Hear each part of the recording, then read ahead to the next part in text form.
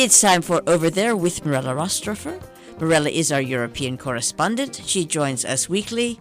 For the last long time, I've been confident about her whereabouts, and I imagine that today they're still the same. One day she's going to say, no, I'm someplace else. But joining us from Switzerland, is it true?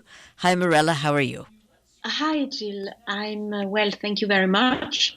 I hope the same for you. And yes, from Switzerland, but I am really hoping to be able to say no very soon. um, as of today, um, I would like to speak about a subject that is being like a huge scandal in Europe, and it's about soccer games. That being said, it's of course it doesn't take away anything from the most serious issues that Europe is facing, like, for example, the new elections in Germany, which are probably going to be a very big change in German politics, and not to forget the movement of troops around the borders with Ukraine, which also suggest that eventually in the next few months some new crisis might very well happen all of a sudden. But as of today, what is literally filling all of our newspapers is the creation of a soccer super league. Why is that so important? Well, I think it's because soccer, as old as 100 years, I think about in Europe, is a very symbolic sport. It's a sport that has a huge fan base. It's a sport that is organized, where tournaments are organized by the UEFA, for the European tournaments, and from the FIFA for the world tournaments.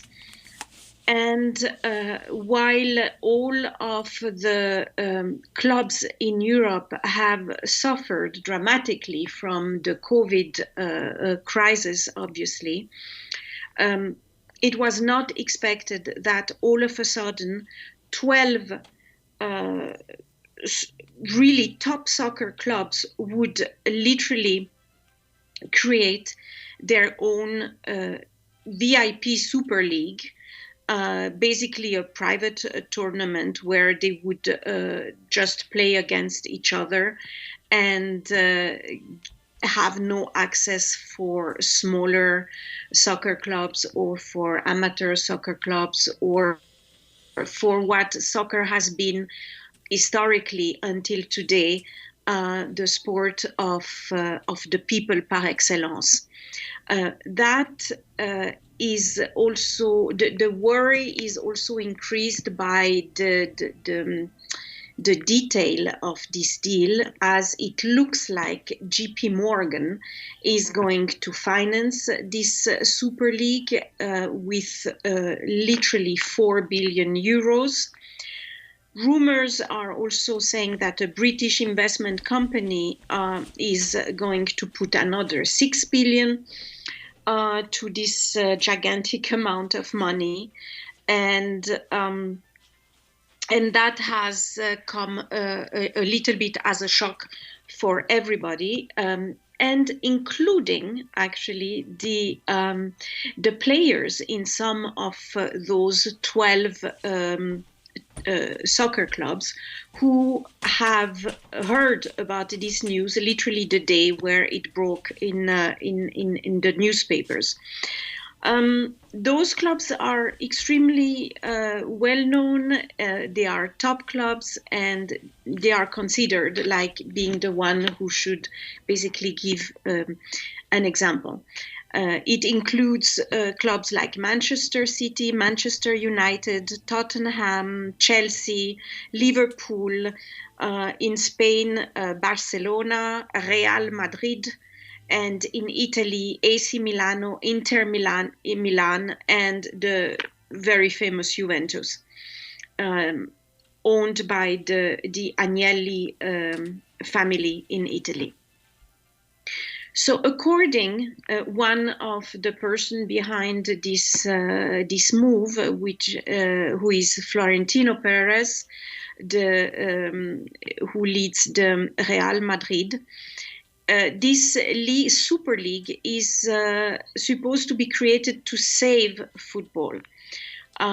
He considers that young people are not interested, and I'm really quoting what he said, young people are not so interested anymore in soccer, and they would even consider having matches that are shorter in order to answer the shorter attention span of young people. And that's really interesting because, I mean, obviously Florentino Perez belongs to an older generation, closer to ours as the one, for example, from Generation Z. And while he seems to think that the lack of interest for soccer is due to a shorter attention span, I would argue that Generation Z has altogether other interest, and that it's not necessarily linked to a super league that would be reserved to super VIP soccer clubs that would basically be some kind of a closed shop competition. According to, for example, the UEFA president, Alexander Seferin, he called the move a disgraceful, self-serving plan and a spit in the face of football lovers. There have been really among the fans also an outcry.